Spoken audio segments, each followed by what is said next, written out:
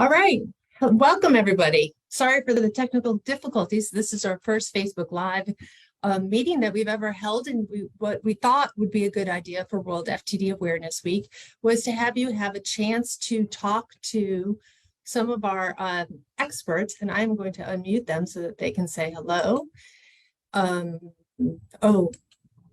Okay, yes, okay. I have with me Dr. Penny Dacks, who's our Senior Director of Scientific Initiatives, and Esther Kane, who's our Director of Support and Education.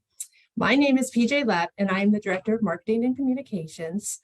And I think I've gone over everything that's what we wanted to do. So I thought we would start off by Esther giving us a little quick rundown on the current status of the FTD diagnosis and how we help our community. Yeah, so I think it's important, and welcome everyone. I think it's important to first kind of understand what is FTD. So if there's anybody new out there who doesn't know what FTD is or has never heard of frontotemporal degeneration, FTD is an umbrella term for a group of progressive disorders or diseases that affect the frontal and temporal lobes of the brain. These include behavioral variant FTD, primary progressive aphasia, corticobasal degeneration, progressive supranacular palsy, and FTD ALS. FTD is the most common form of dementia diagnosed in people under the age of 60. And you may not picture dementia with somebody under the age of 60, but hopefully by the time we're done this discussion today, you'll start to see it. It can be diagnosed in people as young as 21 or as old as 80, and the range can vary. People with FTD typically show no physical changes, and they actually appear very healthy. But what we do see are changes in personality that can erode their ability to speak, as well as make sound decisions and issues within movement.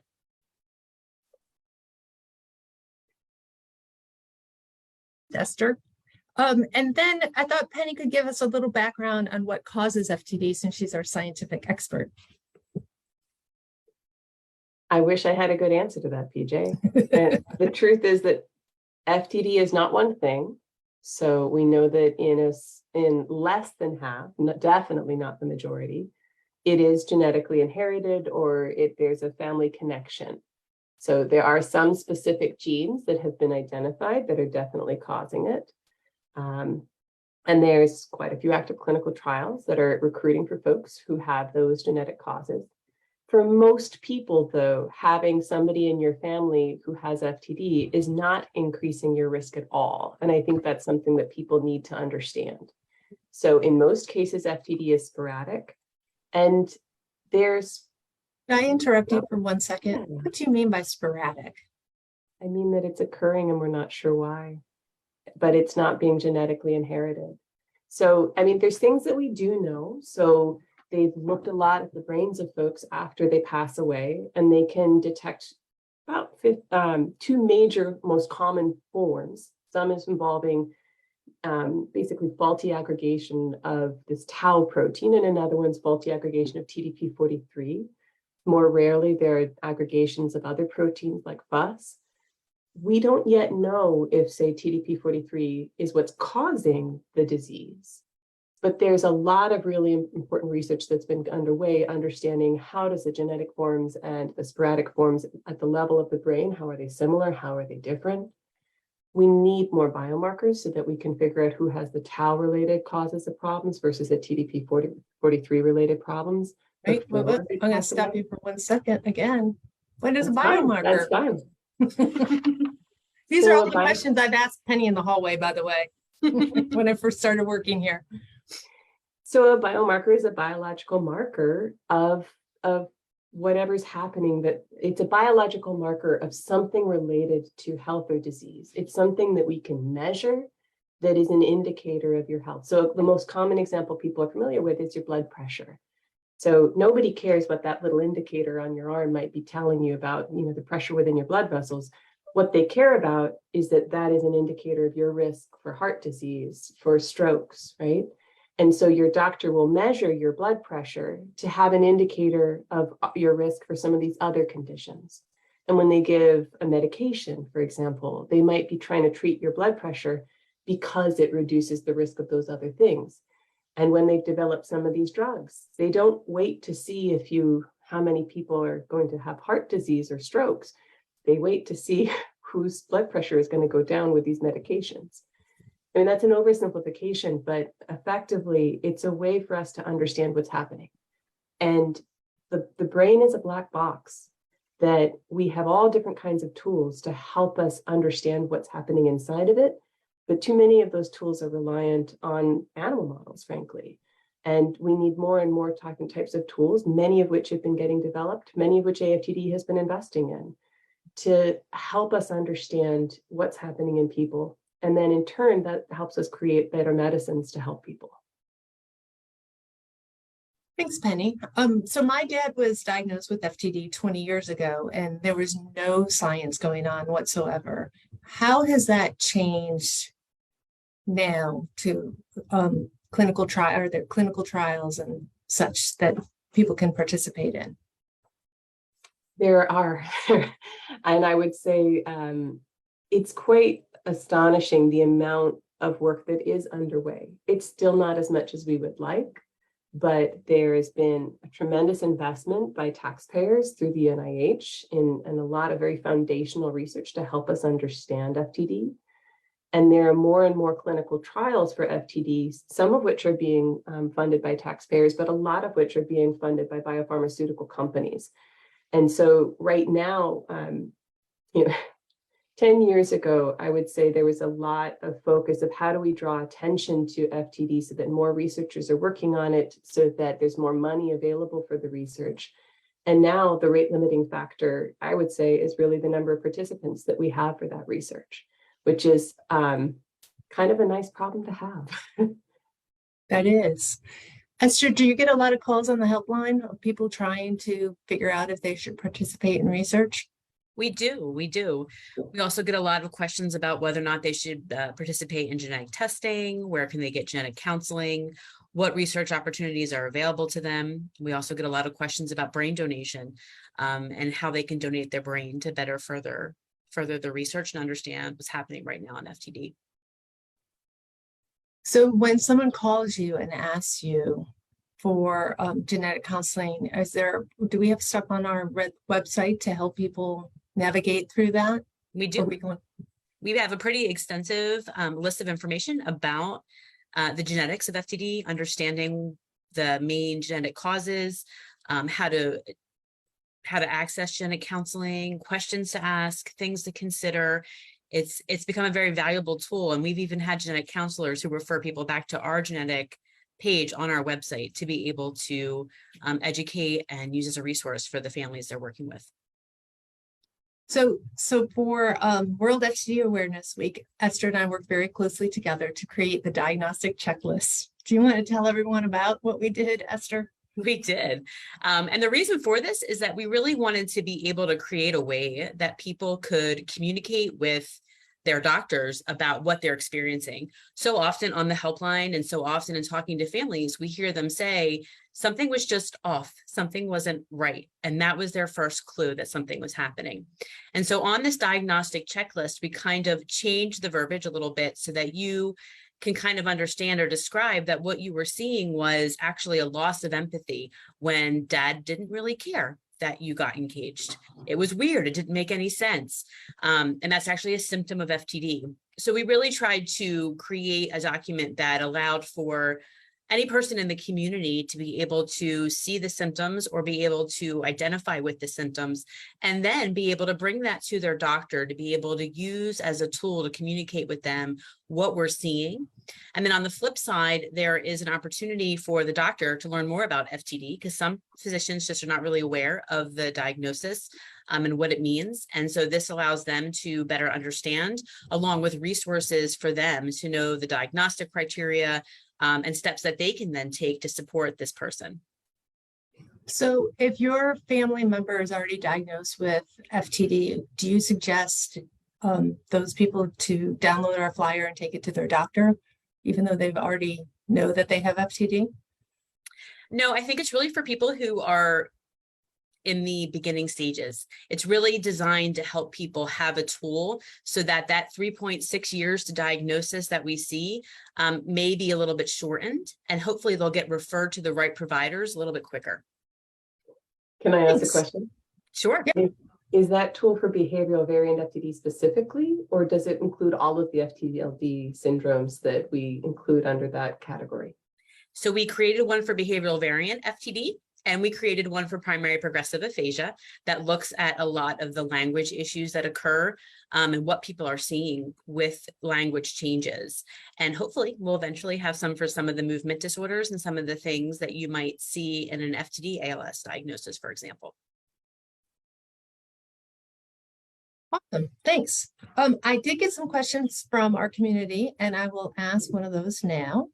The first question that I have is, why are they only interested in genetic families? When will they be interested in the rest of us? And I'm guessing that's for you, Penny. Yeah.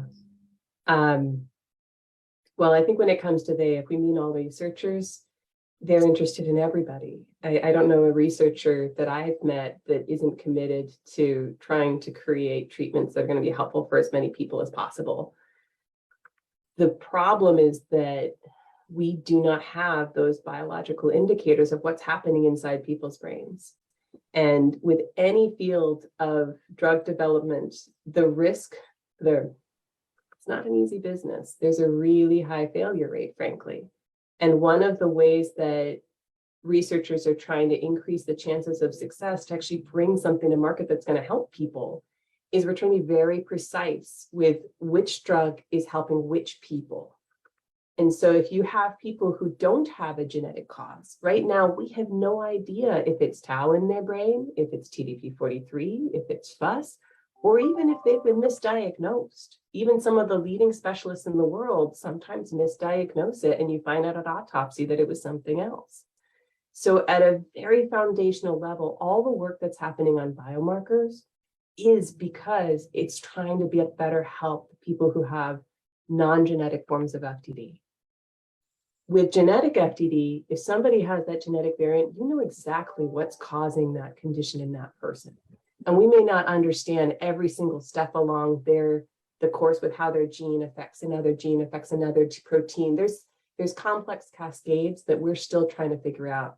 But there's a really good shot that right now, with what we have in hand, one of the tools that's being tested in clinical trials, or one of the ones that's emerging, could really help these people now to slow the course of disease, or even prevent it in folks who we can get to them before those symptoms really emerge.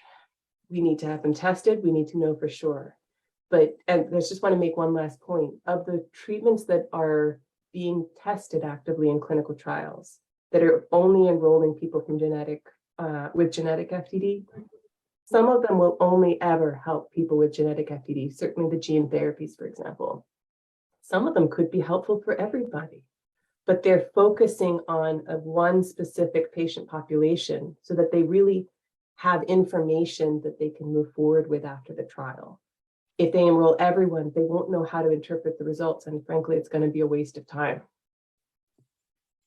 So will they be looking for the person who has active symptoms of FTD, who's also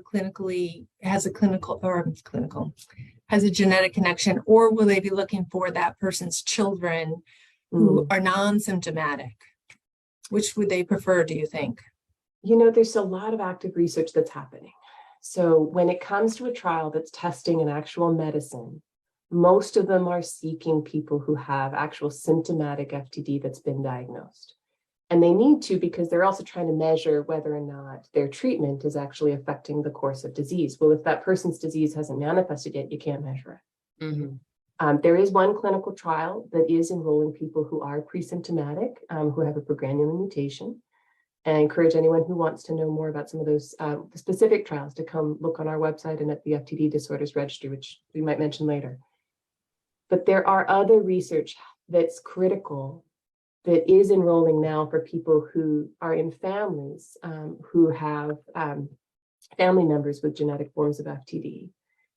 And those studies are enrolling people who are pre-symptomatic, They're also enrolling people without, people can enroll in those studies without learning their own genetic status, right? Not everybody wants to know if that's something that they've inherited, but they can still be a part of that research. And those are studies usually that are tracking the course of FTD with how it develops inside the brain, what biomarkers can be helpful.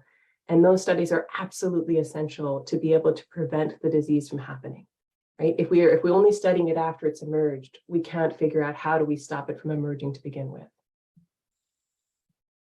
That's great to know. Esther, another question that I have is somewhat related to that, and that is, do you have a support group that focuses on genetic testing? We currently do not have a support group that focuses on genetic testing, but we encourage people to call the helpline if you have questions or you're unsure, and we can help connect you with the right resources to be able to support you as you try to figure out, do I want to get tested? Do I not want to get tested? You know, what are the implications of this for my family? There's a lot of questions that people have, and we want to try to help support you as you kind of sort through all those questions. That's great. And you should tell people how many helpline staff we have now. We do.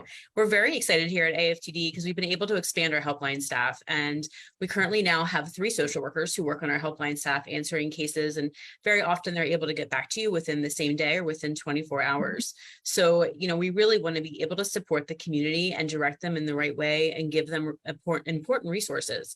And we get many questions throughout the day. Sometimes it's about research, sometimes it's about genetic testing. Very often it's my loved one was just diagnosed and what do I do now?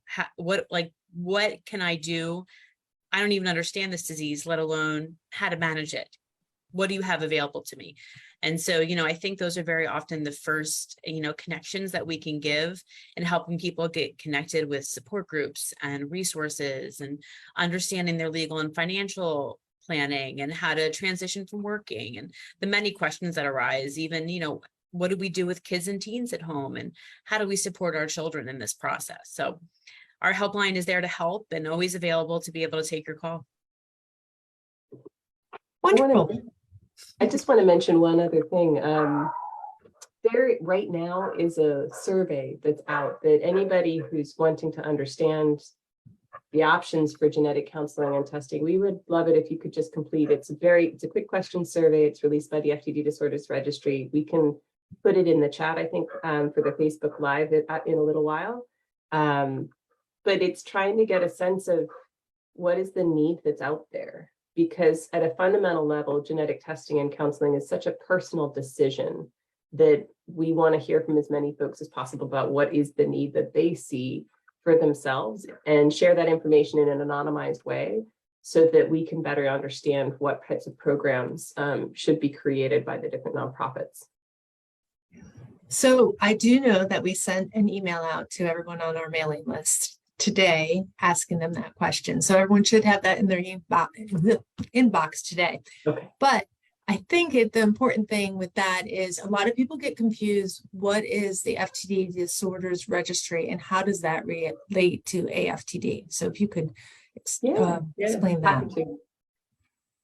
So the FTD Disorders Registry is a resource for all research stakeholders. It's a close affiliated nonprofit to AFTD that AFTD co-founded with the Bluefield Project, another nonprofit in this space. And we work together to invest in the success of the registry. So effectively, it's an affiliate, but a separate organization for AFTD. AFTD puts a lot behind the success of the registry, both our staff time and our dollars, and we're not the only ones who do. Fundamentally, a registry is a place to share your information in a way that is never shared with anybody else. Your identifying information is never shared with anybody else. So it's a way to start to participate in research from the comfort of your homes, complete some surveys, and learn about the research that is underway outside of those surveys that might be right for you and your families. So another way to frame the registry is that it's a secure online database and a source of information for folks, and it's being heavily invested in by both AFTD as well as the Bluefield Project. So when you say as well as rainwater, sorry, go ahead. But when you say secure database, I don't have to worry about having my data on the registry be shared with a health insurance company, and I'm fearful that they won't cover me because I have a connection to FTD. Correct. I mean, Okay. you know, we're in an online world, and I mean, I can't honestly say to everybody that there could one day be a hacker goes through multiple layers of security, but the registry is built to be secure, and a lot of technology background is go to making sure that it's secure. Nobody's identifying information is ever shared with anybody. So, for example, if somebody says that they want to participate in research, the registry might send them targeted e-blasts with research studies that they might be eligible for, but the registry never shares those people's information with those external studies. So it's really always in the hands of the participants with where their data goes, certainly any contact information and any names. When I say, I'm caging there because if you share survey data, like what is the lived experience of FTD, then that data goes into a broader present. It gets aggregated with other responses and presented so that we can better convey to all the researchers in the space, what is that lived experience? How do they design studies and policies that better match the needs of our community? That kind of aggregated data can get shared, but we never share any kind of individual information that might identify who shared that information with us.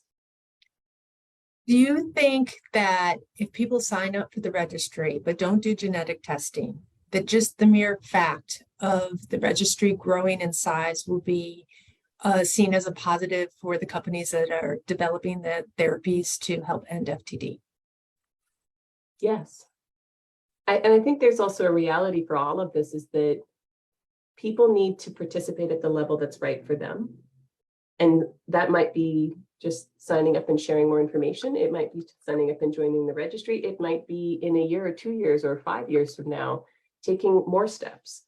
But the more people that are signed up for the registry, the more people that we can tell the companies that we are communicating with folks. They're out there. There's an appetite and a hunger for more treatments, for better treatments. And companies pay attention to these things. They want to know that they're going to be able to recruit for their trials. We feel very strongly, both at AFTD and the registry, that it is always up to the persons and who have lived experience to make their own decision about where they choose to participate. But I hope that many folks will find signing up for the registry as a really useful first step, just for them to learn more and to start to participate in research in a very easy way from their homes with just basic surveys. That's fantastic. Esther, do you encourage people, like everyone who comes or who calls into the helpline, do you encourage people to sign up for the registry? We do, because even at AFTD, we use that data, right? So we've been able to take some of the data that they've gained in terms of lived experience, in terms of diagnosis, in terms of, age of diagnosis, and that helps us develop resources to be able to better meet the growing needs of the community. So we do encourage everyone to participate. It's also, even if you're unsure whether you want to do genetic testing, if you're unsure whether you want to participate in research, it's a way for you still to stay connected and to kind of know what is happening in these spaces, because you may change your mind. There may be a new clinical trial that you're interested in. There may be something that comes in the horizon that could benefit you and your family that if you're not in touch with, you just won't be aware of. And so we really encourage everyone to join the FTD Disorders Registry and to at least be able to listen to them, follow them on Facebook, follow them on Twitter, see what's happening in these spaces, because it'll keep you better informed as a family member and as a person diagnosed.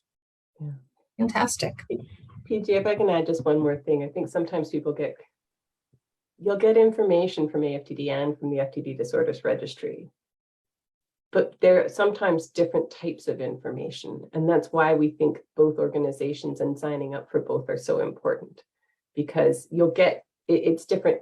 It's often overlapping, but it's not the same. So we really do encourage you, if you're interested in research, sign up for the registry, and the power is very much in your hands then of what happens to your data and what you choose to do with it. So I am signed up for the registry and I get emails from them. One of the questions, I've already asked Penny this in the hallway, but I'm going to share it with everyone else, is it never made sense to me the descriptions of the studies that they were doing were written for people who are not real people. They're like super scientists. Sometimes I have a difficult time understanding them. And I asked Penny in the hallway, why is this? So Penny, could you share with everyone what you shared with me? Because I found it super helpful. Well, a lot of times the information that's shared about a specific trial is something that trial researcher sponsor has full control over. And not only that, meaning like if the FTD Disorders Registry sends out an announcement for a trial, they didn't write it. It was the trial that wrote it. And it's not just that the trial wrote it, that description probably went through an ethical review before it was allowed to be released. There's a lot of different steps with any part of a clinical trial, including enrollment information and advertising information, to help make sure that those trialists are not misleading people, that they're being fully accurate and ethical with the information that they share. So the good news is that there are those extra layers of oversight. The bad news is that sometimes those study descriptions are not written by maybe a media professional who can make it as appetizing as possible for a range of audiences. That would be me, who's tried to rewrite them already, and Penny told me I can't. And they're also legally bound to share certain types of information and be precise with things that sometimes makes it harder to read. I think the good news is that, we hope in all cases, but in most cases, if somebody wants to understand something better, there's sometimes people that you can also just talk to share more. So a lot of the study sites, for example, you can try calling their study coordinators. It's not, it's always harder to get a hold of a certain person, but I'd love to hear people's feedback on if that's a major barrier to them. Could they call the helpline? Esther, could the helpline folks help decipher the scientific language? They sometimes do. Yeah, depending. Sometimes we need to go back and ask. One of the things that AFTD did invested in the past couple of years is a director of research engagement. And so sometimes we will contact her and say, how can we better describe this if people have questions on the helpline? And they always share the studies that are being shared with us and give us a little bit more of a description on the helpline. So the staff is prepared to be able to talk about it, or at least is able to access resources to be able to get you some more information. And if it came from a registry, I would encourage you to also, the registry does have contact information in all of their communications. So you can also reach out to the registry staff themselves. It really depends on what your question is and where the information is that you saw and what questions you have. That's great to know, because it is quite intimidating when you see those words going, oh, this can't apply to me because I don't know what that word means. How could I be involved in this? So it's nice to know that people can either call the registry and ask questions or call the helpline and ask questions. And we have two sets of people that will be willing to help them navigate through those descriptions, those very technical descriptions. Let's see if I have another question here that we can ask. How does an early diagnosis benefit those living with FTD and their families? In so many ways. There was a time where I think doctors were hesitant to want to give an FTD diagnosis because of the prognosis. But in those cases, you're really not giving the family the opportunity, time to be able to learn about their diagnosis and what's happening, to be able to understand how to navigate legal and financial issues, how to transition from work. This is a young onset diagnosis, and very often these people are still working. They have children at home or in college, and this diagnosis is dramatically life-changing for them. And by not diagnosing, you're taking away their opportunity to find support and resources, resources to manage different types of behaviors, communication opportunities, ways to improve communication with PPA, how to better manage people at home, how to, work within the diagnosis. In the same way, people living with the disease are walking around not knowing why things are changing or what's happening, and they can't put a name to it. And that's very frustrating for those diagnosed to not actually get the diagnosis and know what's happening with them and why this is occurring. It's not just that they're being mean or angry. There's actual things occurring in their brain that is causing these symptoms and these issues. And that allows for a lot of families to separate from the disease from the person. I hear from families all the time that they name the disease. So when something happens that is FTD, like, they'll say, well, that was Johnny, that wasn't Jim. And that allows them to see the person as a whole person and still be able to recognize that some things that are happening are caused by this disease. When you have a disease that affects personality and behavior, it changes your whole dynamic of your whole household and your whole family. So yes, families need diagnosis, and they need diagnosis early. And ultimately, by getting early diagnosis, it allows them to participate in research. It allows them to participate in all FTD studies and longitudinal studies, as well as clinical research and surveys. And this allows us to be able to better figure out how to support these families and understand the prognosis and all the questions that so many families have that we just don't have yet.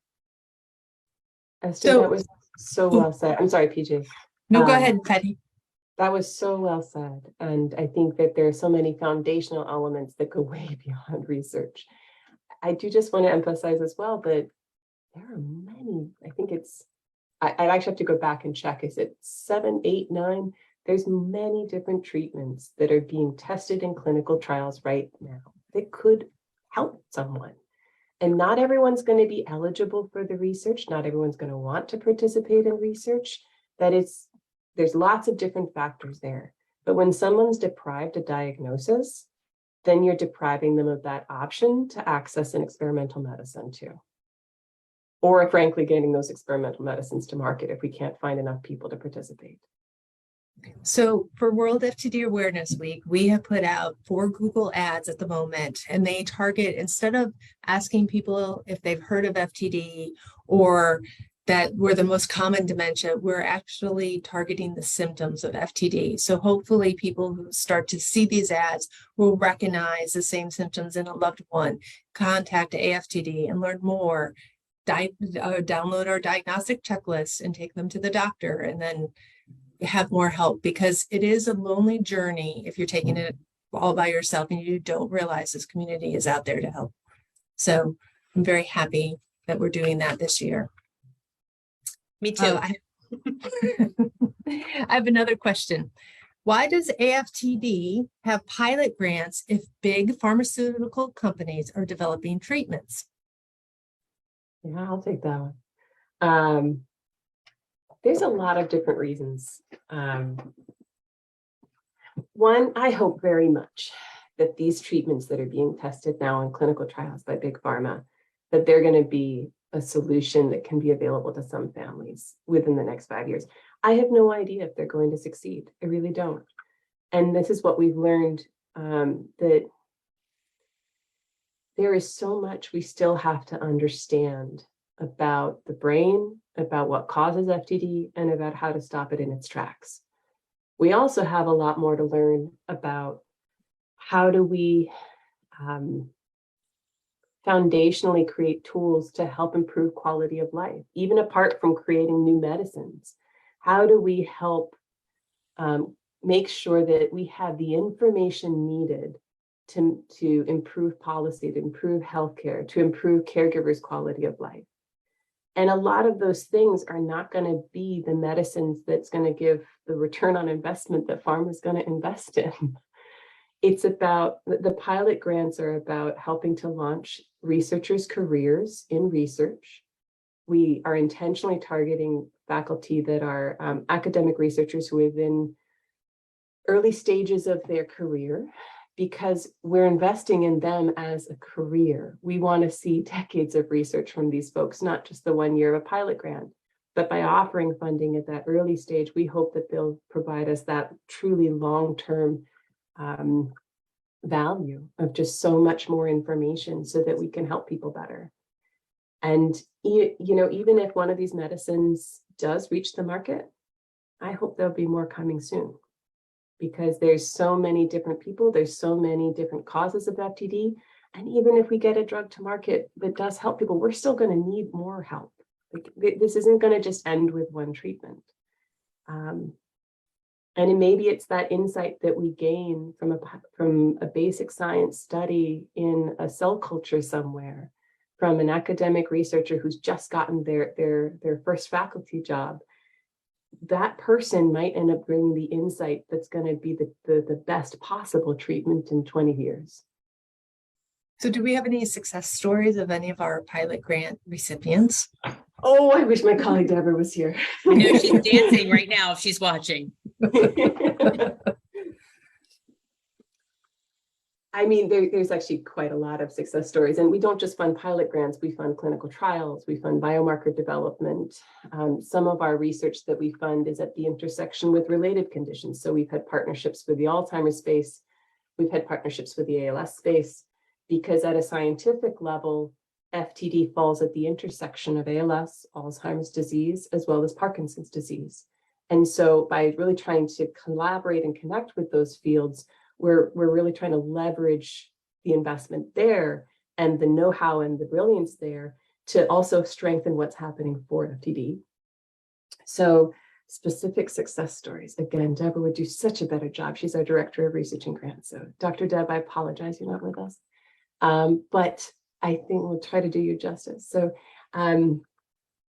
so there are some success stories that have to do with the people, because there are people that we gave seed grants to, or pilot grants, or that we gave initial biomarker funding. And a decade later, they're doing incredible work, and they're continuing to focus on FTD, and they're working with us, and they're helping to review our grants. And it's their postdocs now who are applying for our grants. So from that, as more of a trajectory where one grant can suddenly lead to not just one, but 2, 3, 4, 5, or 10, right? That person's now getting funding from NIH. They're getting funding from other foundations.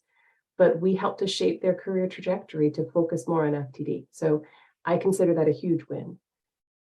There's other aspects that are very explicitly, there's been tools, for example, how do you detect those, again, biological markers?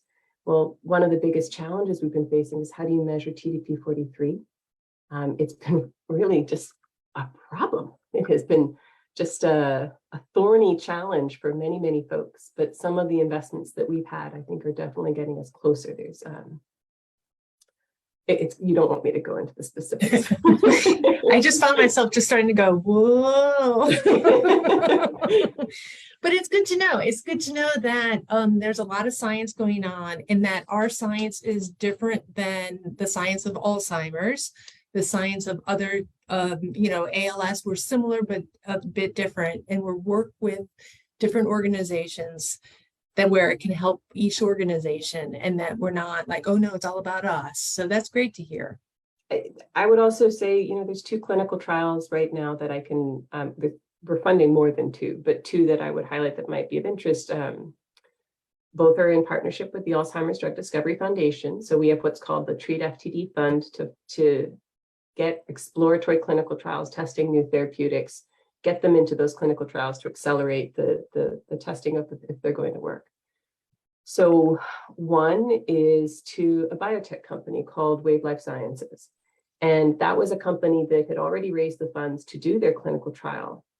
But what our funding did was that it allowed them to add in more information to the trial. So whatever the results of the trial are, we're going to learn more from it to make sure that with more biological markers, and make sure that even if the treatment doesn't work as well as we want, we really hope it does. And so far it's looking great.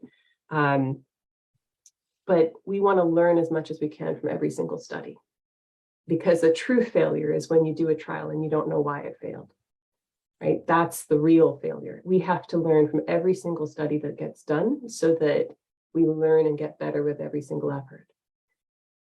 The other trial is underway with Simon Ducharme up in Canada, and he's testing a symptomatic agent with a medication that's available and it's known, and he's testing it as a repurposed medication to see if it's going to help with some of the symptoms of behavioral variant FTD. What's a repurposed medication? Thank you. Meaning something that was developed and tested and used for other reasons, and now we're testing it to see if it's going to help in our condition. So that it was initially developed for another type of ailment. Yes. Do they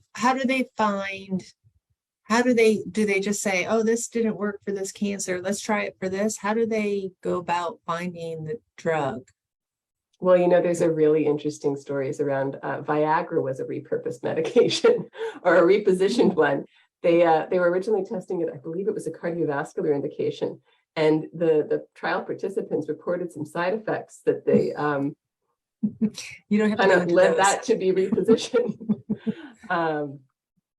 But biology is complicated, and sometimes the pathway at a cellular level, we got all these, proteins talking to these proteins and RNA and genes, and sometimes the same pattern in one area of the body is actually a similar pattern to be found in another area. So something that might have been developed for something over there could actually be helpful for us over here. When it comes to this agent, it's more for symptoms. So, if it's going to improve quality of life and reduce symptoms, it's not so much about testing the actual progression of disease, at least in this case. There's actually another clinical trial that we're testing that's also a repurposed medication. This is with Paul Edison at the University of College London. He is testing to see if it's going to slow disease progression. And that's a different medication. So there's lots of exciting work happening. And that's just the ones that are the exploratory trials we're funding. There's others being funded elsewhere.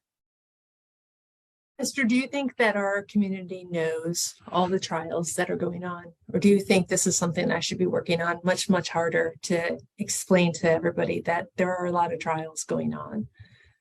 I think that different people are at different stages of the journey. And I think right after a diagnosis, sometimes you're dealing with so much that research is not the first thing that comes to mind. I think for some people, it is the first thing that comes to mind, especially if they have a medical background or if they understand what's happening. It's the first place they go to see, is there a possible clinical treatment that could help me, delay the progression of this disease? So I would say some of it depends on the people. I think some of it depends on where people are in the stages of, a diagnosis. And I think some people are really informed. Some people talk TDP-43 and tau and fuss like, the researchers and the scientists, and they're really well informed. They understand all the genetics of it, but that took a lot of education on their part to get them there. So do I think that more is good? I do, because I think people hear things at different times, and at different times, all of a sudden, we think differently about it, or maybe we're in a place to be able to hear what they're saying or what that looks like and maybe make different decisions. So yeah, PJ, get to work. Okay. Can I add one more thing too? I think that part of the challenge is that there is a lot of exciting stuff that's happening. That doesn't mean that there'll be an opportunity to participate by everybody in the space.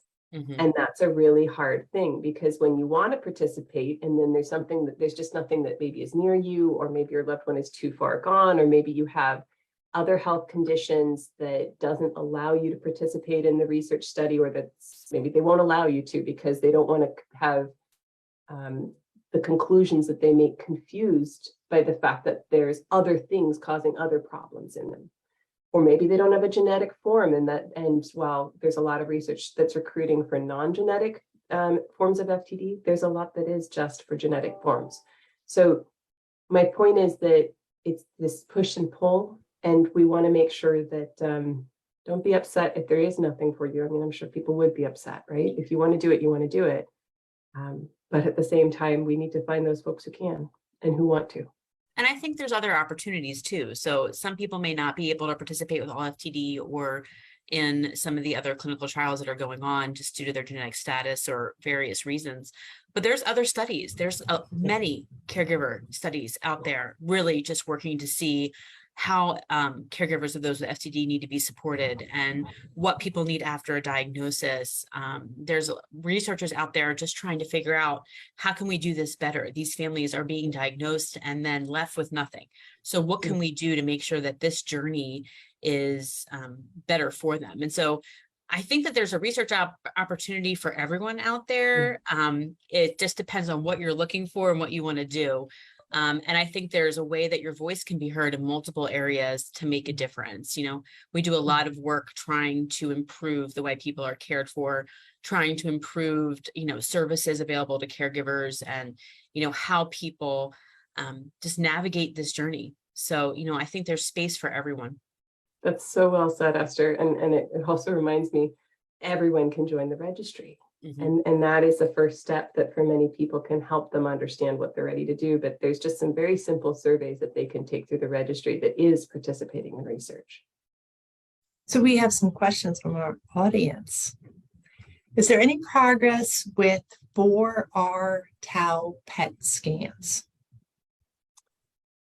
So what they're alluding to is that tauopathies or the tau protein and the different ways that the tau protein can get phosphorylated and aggregated and spliced wrong, lots of different problems.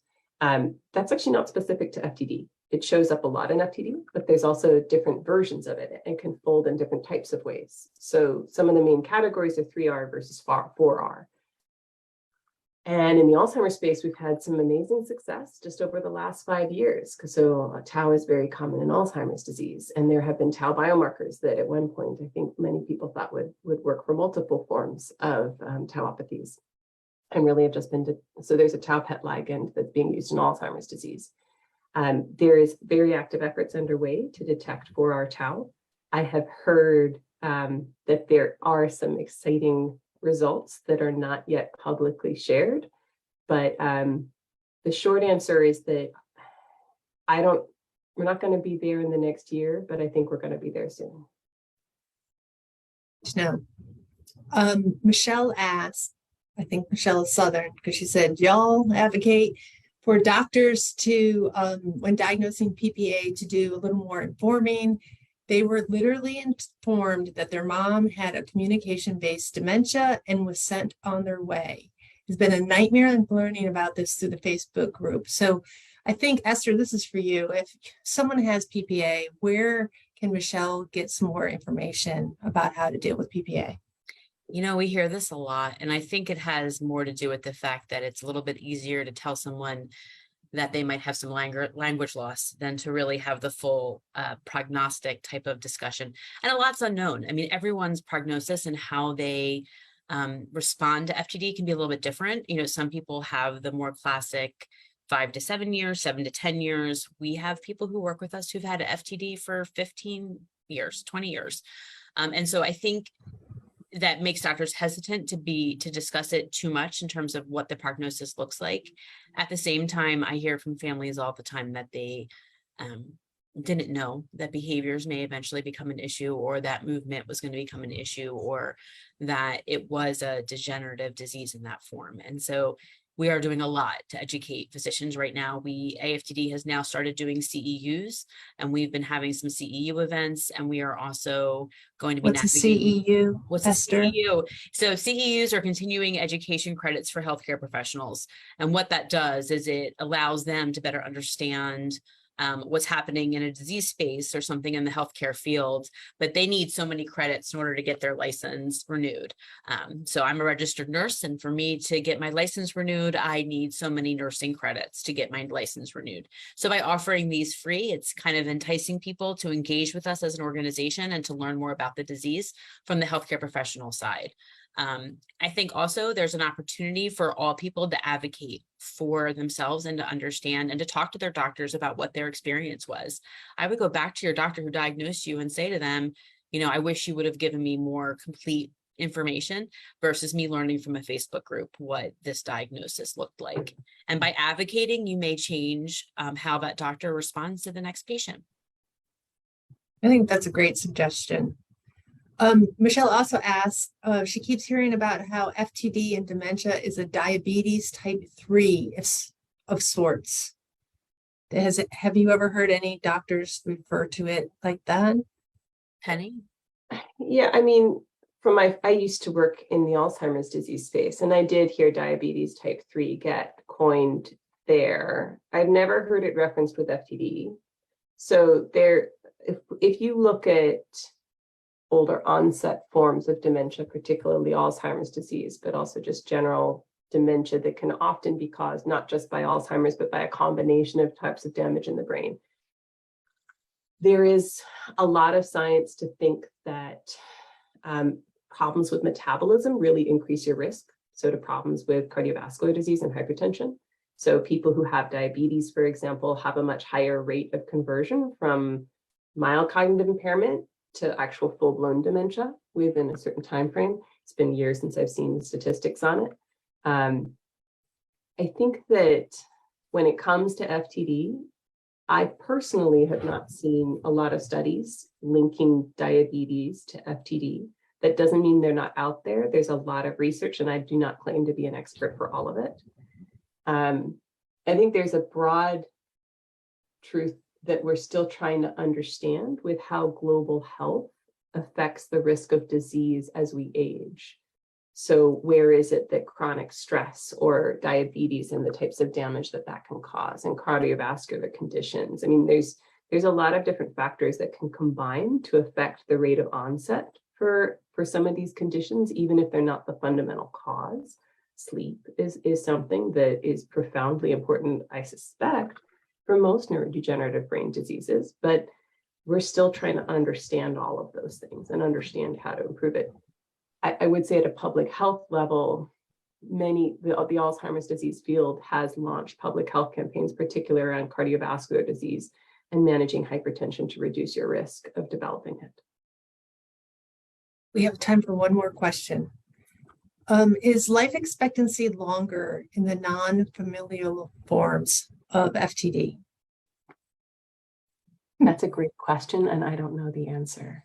That's one of those things that I bet we do have good data on it, but I don't know it off the top of my head. I am sorry. But that's something that if you send in a message to the helpline, I bet we'll get you an answer on that. My apologies that I don't have that broader, full depth of knowledge. All right, so we have 2 minutes left. Esther and Penny, would you like to share like a closing thought of Esther, like maybe what your plans are for this year to expand outreach and whatnot, and Penny, where science might be going? I'll let Esther go first. I think right now we're really focusing on, educating healthcare professionals, making sure that they understand FTD, that they understand the symptoms, the diagnosis, how to care for people with this diagnosis, and how to diagnose it. And so there's going to be a lot coming out within the next year that is working to help educate these professionals. In addition, we're looking at expanding our support services, looking to see how we can better support those diagnosed with the disease, and looking at expanding the helpline and our grant programs to be able to meet and serve more people. So I think overall, our goal is to be able to have more extensive resources to be able to reach a broader audience. And I think on the research side, I think we did a good job of, I hope we did a good job of helping folks understand that there's a lot of hope on the horizon with lots of treatments being tested, and more, I think, are going to come down the pike soon to be tested. And there's foundational research underway that is going to help guide those. For AFTD specifically, over the next strategic plan, which is the next 3 years, we're really we're continuing to invest in innovation and research, from trials down biomarkers and early stage careers to well-being in FTD, and how do we improve that. We're investing in infrastructure. How do we help make it easier to do research in